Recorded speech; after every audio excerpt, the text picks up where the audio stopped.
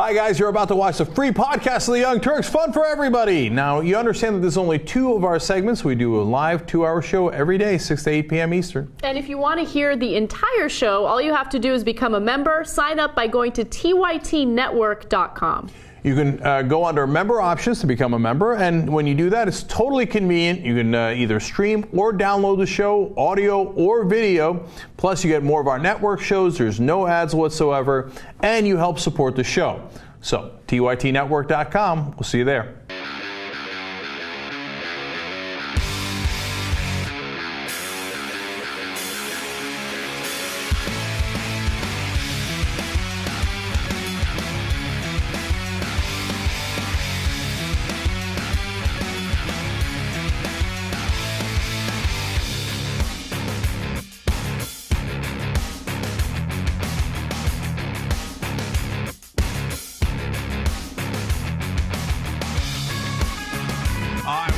Turks, we've got a great show ahead for you guys. Some of you might be able to hear that on air. As Jared was pointing out, that's the second time this week that military helicopters have flown over rebel headquarters. Wow, sick their lawn. Okay. God, imagine, look, we're kidding around about that, but imagine you live in an area where when you hear a drone, it could mean the end of your life, right? There's a story in the news today about how in Gaza that they hear the drones, and yes, Israel has drones too, of course, and sometimes they're just capturing video, and sometimes they're weaponized, and the kids scurry to the corner of the room and start crying because they think could be their last moments. Oof. I took it dark there for a second, but I mean, that's the reality of a lot of people's lives, right? And it happens in Pakistan, Yemen, and other places as well, and we are the authors of that kind of terror. Okay, so now a little bit later in the program, we'll talk about Israel. Gomer weighs in. Oh, thanks God. Just what we need, a voice of reason in the Israeli-Palestinian issue. In the second hour, we have the crushing phenomenon, how a woman will crush you, but that you will enjoy it. We'll explain that. And really devastating, but really, really interesting article about witches in India, and how many have been killed over the last dozen years. The number is just so sad and tragic, and why they get killed, how they get killed. It's an amazing, amazing story. It's incredible to be able to do this show every day, to learn this much and share it with you guys. All right, but we're going to start on a fun note with Dinesh D'Souza. Dinesh D'Souza has a new movie out. He seems to have a new movie or book just about every other month. And they're almost all named the same thing. This was 2016 Obama's America, which, as you're going to see soon, is very similar to the titles of many of the projects he does. There's Obama's America. Okay, all right, wait a minute. That's a book. Oh, that's interesting. That's going to come into play in a second. So first, let me tell you what the situation here is. Dinesh D'Souza says that there are two companies who are actively discriminating against him. Who would care enough about Dinesh D'Souza to bother discriminating against him? Why? Because he says these two companies are run by CEOs who are friendly with the Obama administration. And after all, it is Obama's America. So one is Costco. They took down his books because of horrible sales. Now, he cried and cried about it so much that even a Fox News guest was like, guys, this guy's been a crybaby, Jesus. Okay, so your book didn't sell well. No, it was an Obama conspiracy. That's why they took it down. Now, what's really frustrating is that Costco actually bent to that pressure and put his stupid-ass book back up on the shelves, even though it's not selling well. Okay. Now, you can say, hey, look, Costco's CEO is someone who supports the Democratic Party. That part is true. Maybe you think, some chance he took it down and they were lying about the book. Says, all right. Now, I think that's kooky, but fine, right? Now, wait till you get a load of the second company, Google. Dinesh D'Souza thinks that Google has changed their entire algorithm to discriminate against them. Here's my answer to that. You irrelevant loser. You think Google even knows who you are, let alone changing their algorithm, which is enormously important to them.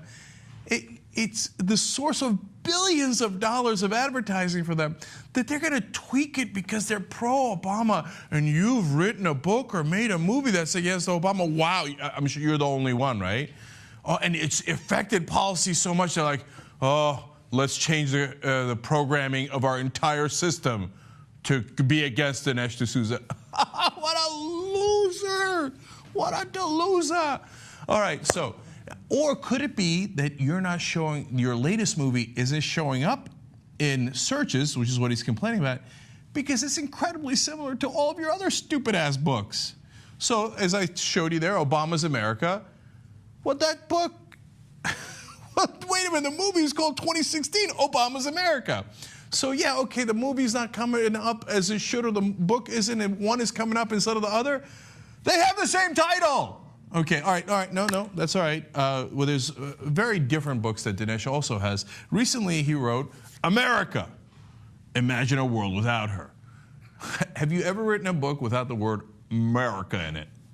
Okay, and then we go to another one, The Root of Obama's Rage. Every book has to have either Obama or America or both in the title. Another book by Dinesh D'Souza, What's So Great About America?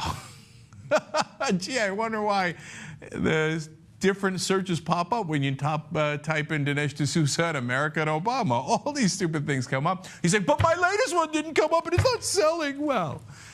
If you think I'm exaggerating, no, he really actually has this theory. He went on a conservative talk show to talk about it. Here, watch.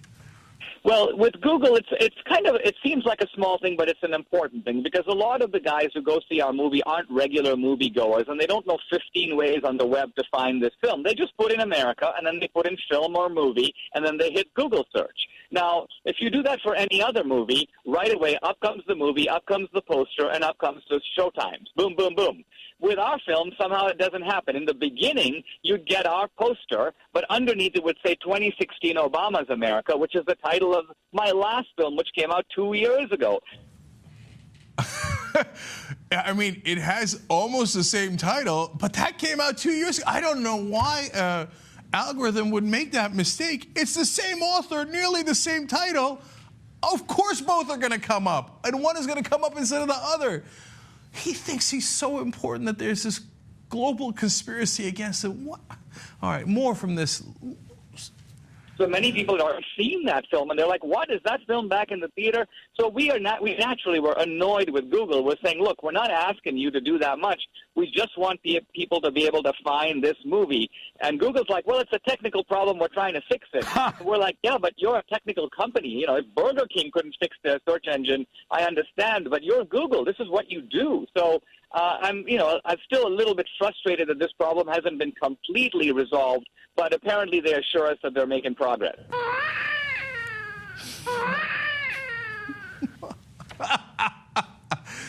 Why should Google even respond to your sorry ass? Can you imagine if you're some other author and you're like, oh, yeah, your algorithm's not doing me justice because of the 18 other books I wrote with the same exact title. I'm going to need you to fix that technical problem. Get. Who's that? Oh, that was a Dinesh. He's still not done. Keep going. Dinesh, that can't be accidental.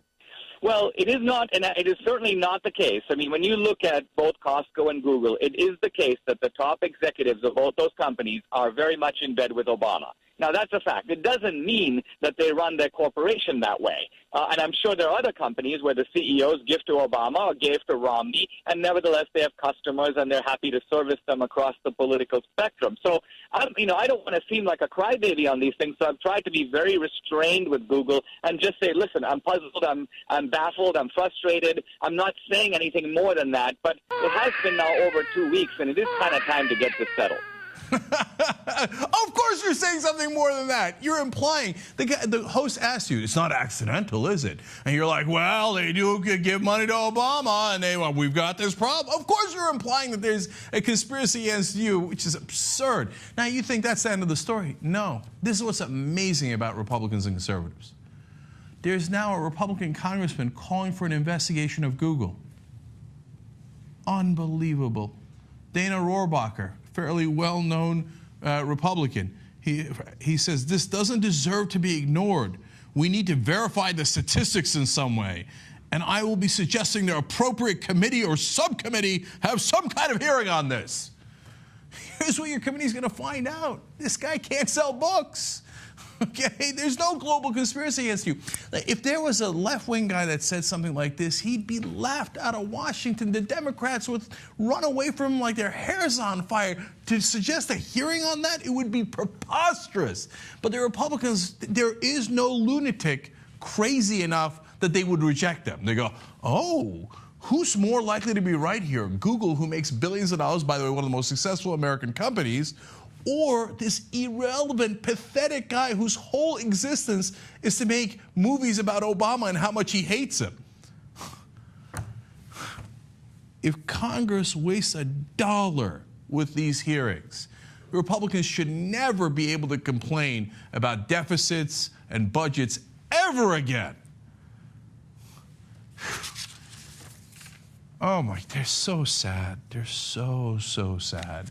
Go sell some fucking books, dude. Go get a life. Go get another mistress. You know, this guy's under criminal investigation. I'm sorry, not investigation. He pled guilty, gone, for violating campaign finance laws. You knucklehead, we basically have legalized bribery in America now.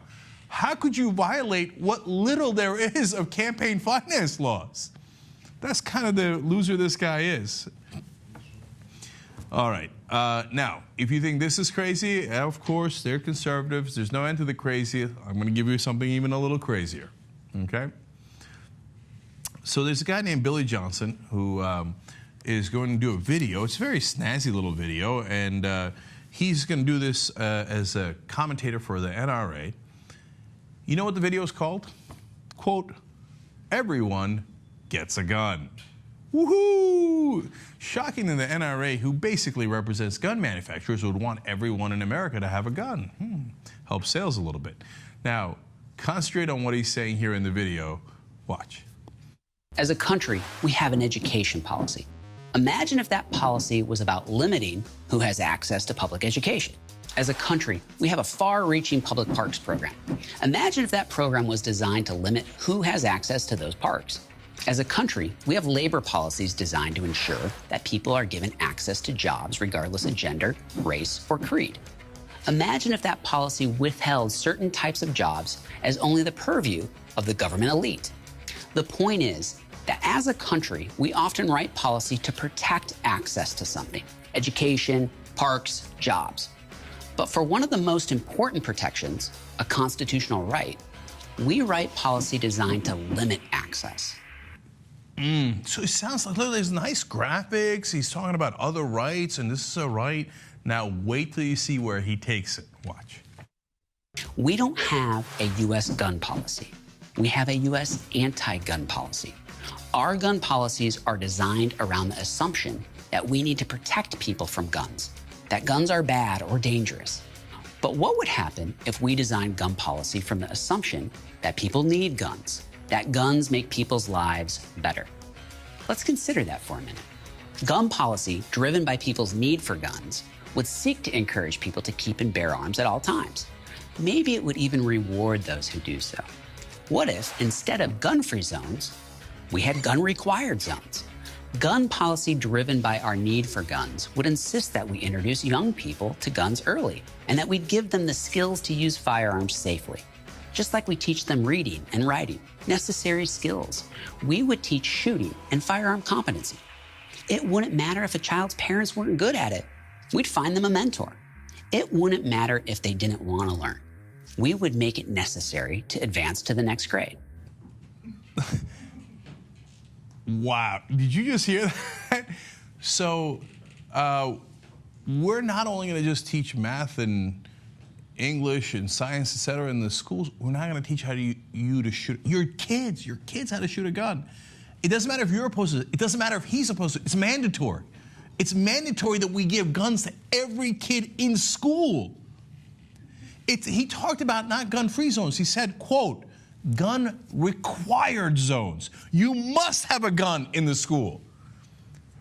This is insanity, man. They've gotten to a point where they're like, hey, man, what can't we get away with? I mean, 93% of Americans were for a federal background check, so we would make sure that lunatics and criminals and terrorists didn't get guns, and we defeated that, even though 93% of Americans were in favor of it. Maybe we can go further, we've already taken away all the gun control. Maybe we can make people buy a gun. But that's exactly what he's saying. He said, look, everybody knows guns make our lives better, except for when they end them. But that, outside of that little problem, he said people should be required to have guns at all times. They should be rewarded for having guns with them at all times. Well, he's got an idea of how they should be rewarded. We're not done with this madness yet. One more. Gun policy driven by the assumption we need guns would probably mean our government would subsidize it. I mean, perhaps we would have government ranges where you can shoot for free, or a yearly allotment of free ammunition. Sound crazy? Think about it. Education, healthcare, food, retirement. We subsidize things we value.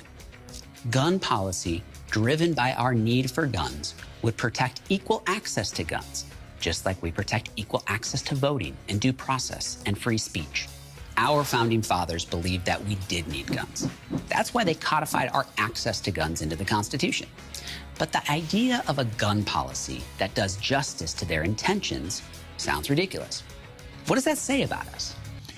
It says we're rational human beings. Really? You're going to subsidize guns? Like, well, man, we need to give that person food because they're starving in the streets. We don't want them to die, right? Well, I mean, that poor guy, he doesn't even have an AR-15. Let's give all the poor and everyone else AR-15s. That's a great idea. Let's give all the homeless weaponry. Nailed it. Gee, I wonder if they're working for gun manufacturers. They want subsidies, the government, to pay for guns for everyone, including every person in society and your kids. You think the NRA represents gun owners? No, they represent gun manufacturers. And they are now brazen. They think they run the place. They can do anything they want. So now they're saying, hey, you know what? Since we own the government, let's make them buy all of our guns and give it to everybody in the country. Wow. All right. Okay, more madness. The madness doesn't stop. It is America. Welcome. So, now here we go to the border. I'm told by Fox News 24 hours a day, there's a crisis at the border. Now, there is an issue. Over 50,000 kids from Central American countries have come here. I think that it actually is partly because of a misunderstanding of our laws. You actually already had to be here if you're going to be a kid who's allowed to take advantage of the DREAM Act and go to college if you did really well or join the military. You can't just show up and say, okay, I'd like to take advantage of that. That's not how it works. That might be part of the reason they came. Of course, another part of the reason is because there's tremendous violence in some of those countries because of the brilliant war on drugs that we've made the entire continent take part in. But they're here nonetheless. So what are the Republicans going to do? First of all, of course, they're going to demonize them, and then they're going to get tough. So Bill O'Reilly has talked about building a wall along the whole nearly 2,000-mile border that we have with Mexico. He says, what? We did the Berlin Wall, and that worked. By the way, we didn't do it. The East Germans did it. You know, remember, they were the bad guys. And that wall was a little over 80 miles. He'd like to build a 2,000-mile wall. Okay, great. And then Rick Perry says, you know what, I'm going to send 1,000 National Guard troops there. But there's already a border patrol. So what do you... In fact, the local sheriffs in Texas said it was a political stunt and totally unnecessary. Well played, Rick Perry. That's what they do, of course. So now the House Republicans get into the mix, and they say that they're going to send more National Guard to the border. And Obama requested $3.7 billion to take care of this problem, partly for more security and partly to move this process along quicker to send the kids back. They're like, oh, of course not. We're not going to give you $3.7 billion. So we're not going to give you the money to fix the problem, but we're going to send more National Guard and guns and weapons and walls. Yes. Now, that sounds like overkill, perhaps. Wait till you get a little Fox News. Now, they've got some 911 calls of undocumented immigrants coming into the country and asking for help because they're in trouble. Now, look at what they do with them. And they stumbled across the border illegally, and now they need your help. 911, take your emergency. Somebody speak Spanish? Sí. Oiga, si pueden venir un helicóptero pronto porque mi primo se está poniendo morado. A small Texas town forced to answer 911 calls from stranded illegals in Spanish. Oh, in Spanish. Okay, the dude is turning purple. Let's go and make sure he doesn't die. So what does Fox News want? Do you really think we shouldn't go and help that guy? Look, do I like that people are violating the law and coming across the border? No, I think there needs to be a sensible end to that, as most Americans do, right? And it's a tough problem of what to do with the kids that have crossed the border. It is not a tough problem of whether we save that guy's life. Does Fox really want the cops just to look at him and be like, yeah, sorry, you turned purple. Oh, look at that, you died. Maybe they do. I guess they do. Because wait till you see more. Watch. All right, in a small town just 270 miles south of Houston, illegal immigrants are learning the hard way there's a deadly cost to crossing the border. Just one example of the 911 calls bombarding the Brooks County Police Department. Not only are they understaffed and lacking resources, now they've got to deal with illegal immigrants who have no business being here. So those calls you have to respond to, even though, for the most part, when you get there, you realize they're not even American citizens. That's correct, but they're on U.S. soil. And the due process comes into play, and that's the way we're taking them as. Okay, wait. So you're saying you shouldn't respond at all. But if he didn't respond, then you'd be like, the illegals have crossed the borders, and our sheriffs don't do anything. Okay, so he's like, look, they're on U.S. soil. What do you want me to do? He's going to tell you in a second. Here's another example of a 911 call that came into your people. 911, take emergency. Spanish, please. Hello? Español. Sí. Estoy enfermo y ahorita ya caí aquí y no me puedo ni levantar. ¿Tienen agua y comida? No tenemos nada de agua. Señor, ayúdenos, por favor. Sí, no se mortifiquen, no se mortifiquen. Tenemos 3 días de estar perdidos y no hemos tomado agua.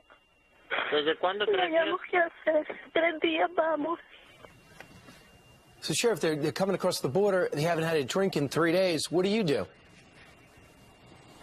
give them water, for Christ's sake. These guys claim to be Christians. Is that a tough question?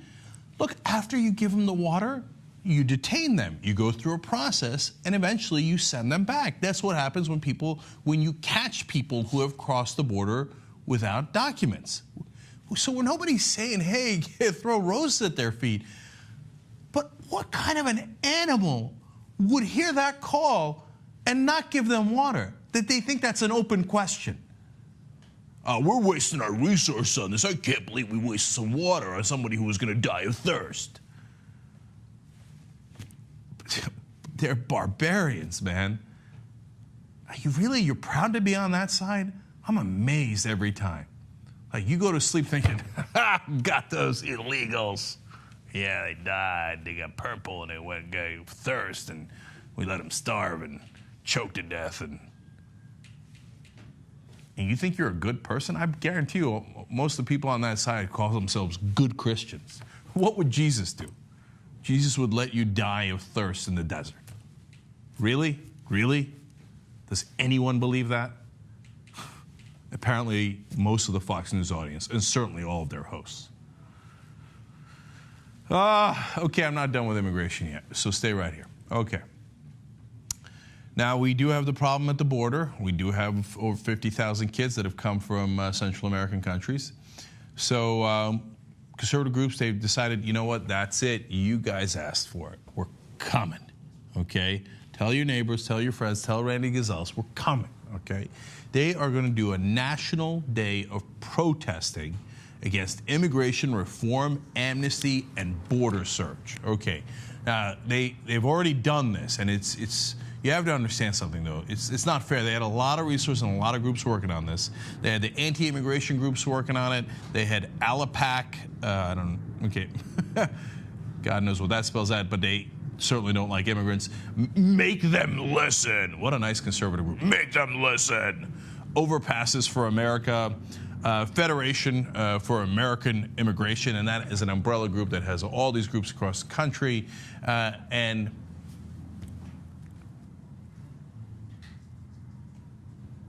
what happened to my sidebar? It blew up? Okay. Anyways, that was me looking at Jesus. By the way, the helicopter flew by. We lose the sidebar. If I was Dinesh D'Souza, I'd be like, Google! All right.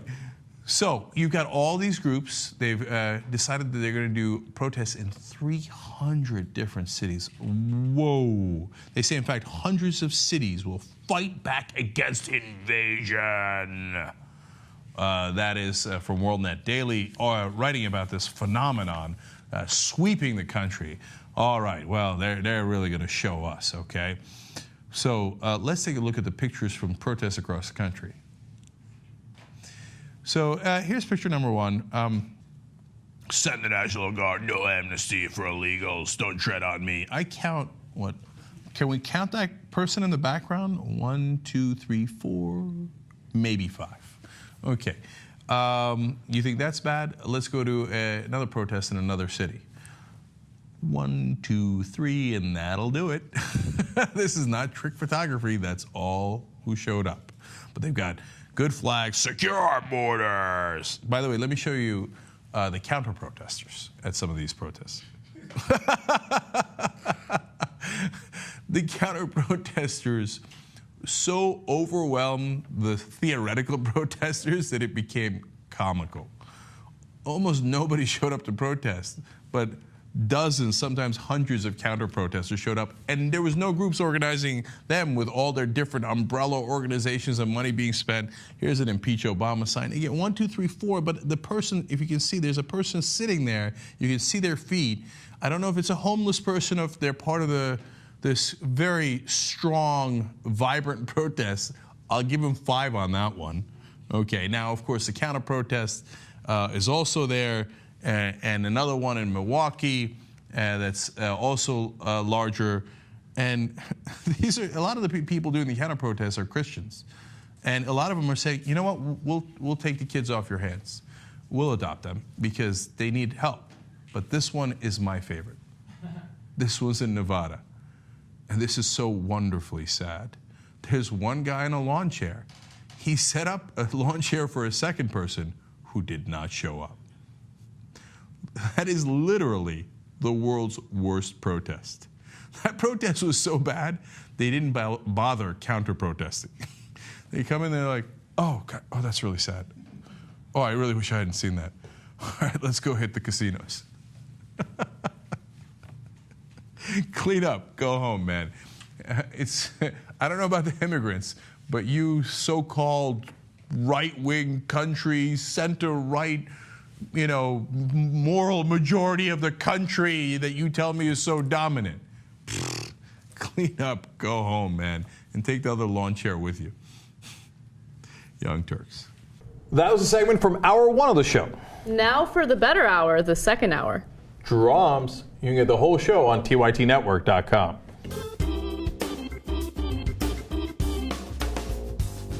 All right, back on the Young Turks. Some fun tweets here. Dorf on TYT says, Google just exploded with Cherokee chin strap searches, but still no love to Dinesh D'Souza. If you watched the first hour, that was really funny, Dorf. Okay. Seth Schmidt says, murdered by vampires. No, Seth, love you, but I'm going ahead to Julia Mahoney. I'm thinking Ted Cruz didn't even watch the episode because the Yakuza did the mass killing, not the vampires. Oops. Kiki Wellington says, Snoop smoked somewhere, and in other news, the sun is hot. Medicine, which is a fun combination of the name Ahmed and medicine. I got it. Yeah. Says graphics issues, technical difficulties, choppers above, high temperatures. Clearly, Ultramax. People are funny today on Twitter, man. Hashtag TYT Live. You go get them, guys. Mm-hmm. And then Stephen Scale says, I used to blow trees. I needed the money. Don't judge.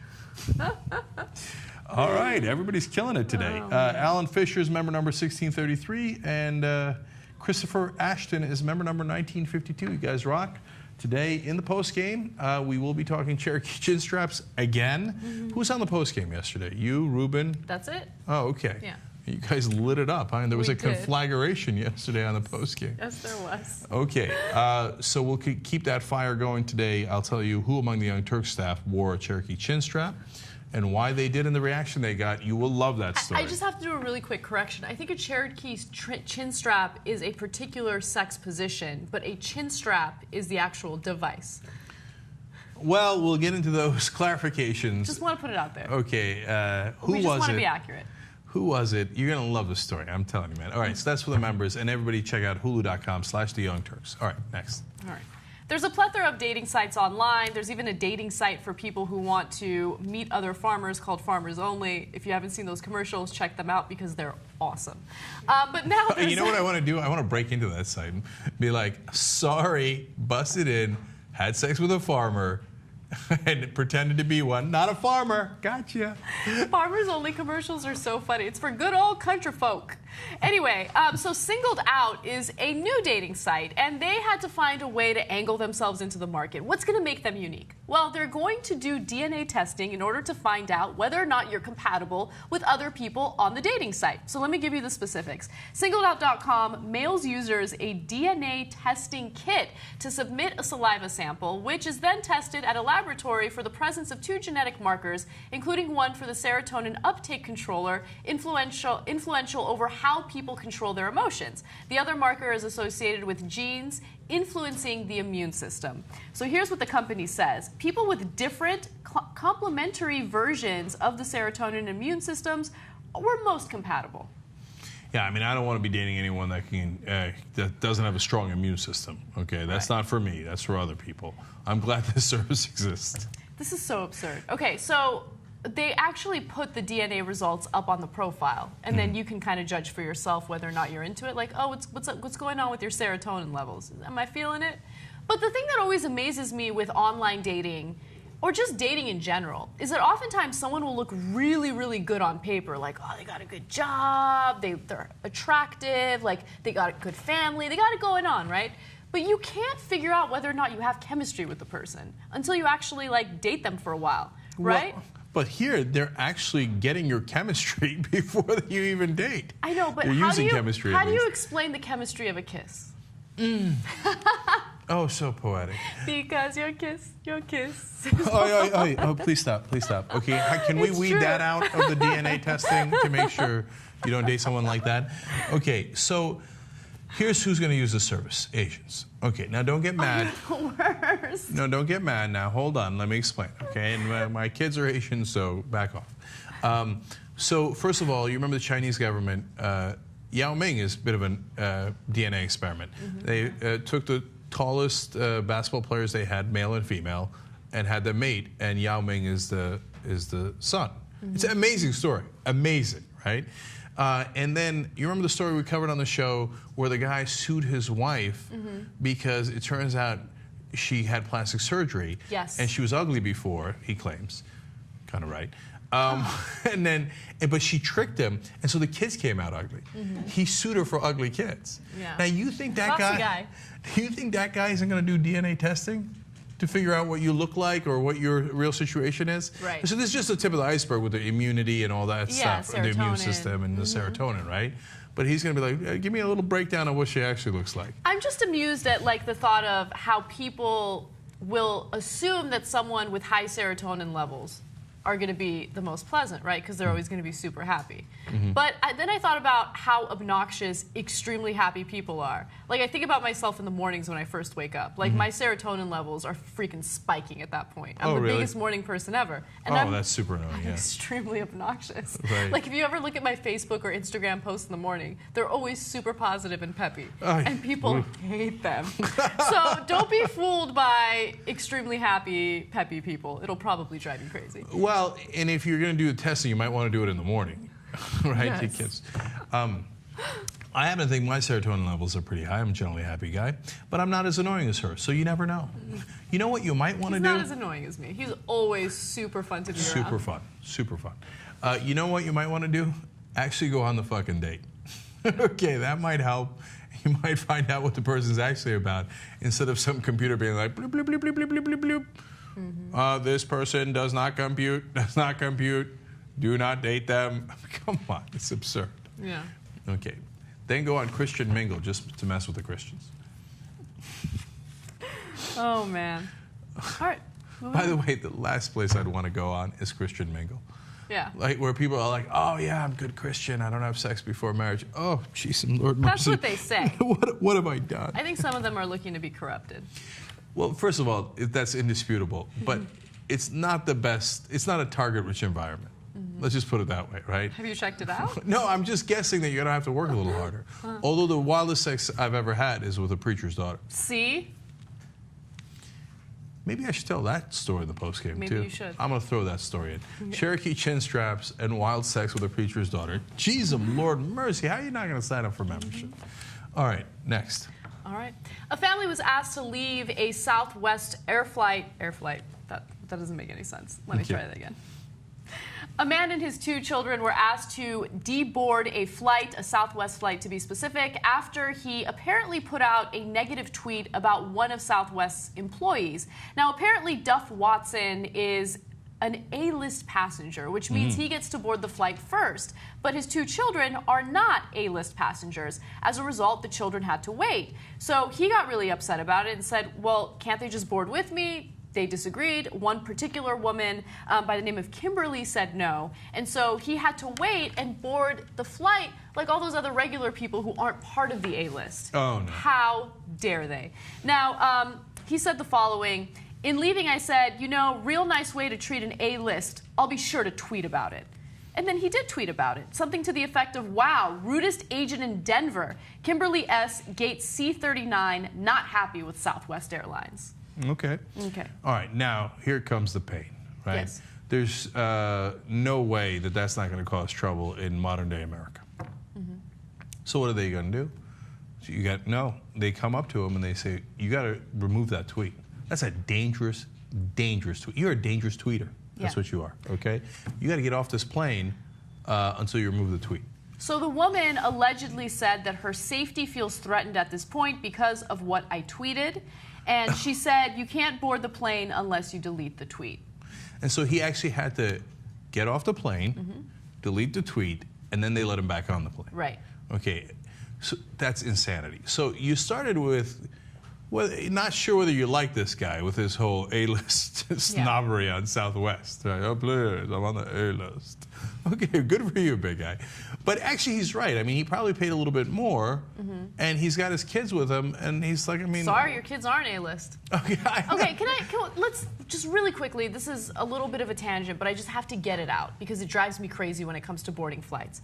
Everyone calm the hell down, okay? You already have an assigned seat. I don't understand people who like freaking huddle in a big-ass crowd right at the entrance. They're so desperate to get on, and I get it. They're desperate to get on because no one wants to pay the stupid baggage fee and check in the luggage, so they bring on this big-ass luggage onto the plane, and they take up all the space. So they're all desperate to get on first so they can take up the overhead bin, and then you can't put your tiny little purse anywhere because people are crowding the shit up. Well, that's How why about that? I know, but that's why they huddle around. I hate that shit. Several times I've had to check in the stupid bag. One time the bag got lost when it got checked in because I didn't huddle around waiting to get on the bum rush to airplane. Okay, but you've never taken Southwest. I have taken Southwest. Really? No, they don't have assigned seating. Oh, they don't? Maybe I haven't taken Southwest then. Right. So in Southwest, since they don't have assigned seating, you've got to bum rush the plane. That's why he paid extra to be on the A-list, so he can get on the plane first, so he can have better seats. Okay. That's a really bad business model. I know. I can't stand it. Southwest is good in other ways, but I can't stand that find your own seat. It's just nerve-wracking, etc. Right? And so he's like, okay, now wait a minute. Now I got to get off the plane. My 3 kids. It said you wouldn't let me go on the plane. Now I'm not sure I can even sit with my kids because when we go on, we're all going to have to take middle aisle. Middle seats instead of aisle seats or sit together. So it's a giant pain in the ass. So I'm now totally on the guy's side. Yeah, now that you've explained it to me, I'm on the guy's side. I did not know that Southwest does not have assigned seats. I apologize for my ignorance. Okay, and so you're lucky because that means you never took a flight where you had that like, oh my God, which seat should I take? Oh, should I take this aisle one or wait for one that's a window seat? Oh no, I got stuck in the middle. Okay, anyway. So then, but the point of this story, the main thing here is, there was no safety issue. There was no safety issue. That's what, like now, everybody at the airport, the flight attendants, the guy at the Dunkin' Donuts stand. It's all like, wait, did you just say something to me? Did you just say something? Security, post 9/11, you can't say anything in an airport, right? All he did was put a tweet out there saying, you're an ass, right? That's not a safety issue. He's got his kids with him. Yep. Okay? No, she got hurt over it, and so she knew that she could abuse her power, so she did. So I got no sympathy for her. Southwest now apologize to the guy, send him $50 vouchers for him and his kids. Oh, thanks a lot. I really appreciate it. Ooh, wow. Ooh. So they don't look good here. I'm sick of everybody at the airport like bossing people around and raising an eyebrow if you say anything that annoys them a little bit. Safety concern. Get out of here. So, no, I'm on the guy's side. Poor A-lister. Yeah. I just don't like anyone referring to themselves as an A-lister. It I know, just you know like what rubs me the wrong way. It's like that sense of entitlement. But now that I understand how their business model works, it makes sense. You know who it reminds you of, right? Yes. Yes. McCarthy's. Paul McCartney's ex-wife, Yeah. Heather Mills. Heather Mills. Right? Heather Mills was like, oh, please, I never fly B class. I always fly A class. Oh, she was so terrible. And then we found out later that she would make her kids fly in B class. She flew in A class. Who does that? She's so terrible. Who does that? Can you imagine I get on a plane, I'm like, all right, bro, Joe, good luck to you. Get the fuck back there. Okay, I'm going to sit my fat ass in first class with warm nuts. Meanwhile, they're causing holy hell back there. Right? Heather Mills was such a bad person. She was. Okay. And is. Yes. All right. Continue. Take a break. We got to take a break. When we come back, we have a pretty serious story. All right. But it's fascinating. It really is. This is the one I promised you earlier in the show. It's the one about witches, right? No, it's an amazing story. Come back for that.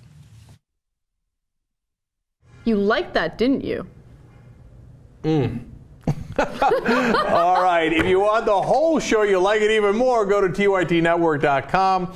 Go under member options, and you can get the whole show anytime you like.